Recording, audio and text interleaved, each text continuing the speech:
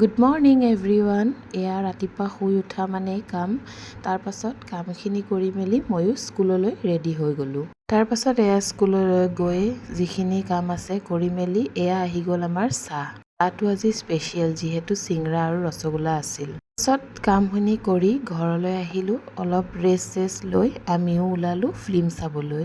যিহেতু অসমীয়া movie skip কৰিবও নোৱাৰি, হয়নে নাই বাৰু আপোনালোকে কওকচোন। ফিল্মখন চাবলৈ অহাৰ আগত তাৰে গান শুনি শুনি এয়া আহি পালোহি মোৰ ফেভৰেট জেগা পপকৰ্ণ কাউণ্টাৰ।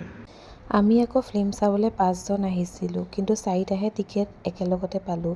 সেয়েহে মোৰ হাজবেণ্ড বহিছে আগফালে। হ'ব আৰু এতিয়া মুভিখনকে এনজয় কৰোঁ। এতিয়া চাই ফিল্মখন চেচেই হ'ল। তাৰপাছত আমিও উভতিলোঁ ঘৰলৈ বুলি। ফিল্মখন চাই কিন্তু বৰ ভাল লাগিলে। আপোনালোকে বাৰু চালে নে নাই কমেণ্ট কৰি জনাবচোন। আজিলৈ ইমানেই, বাই।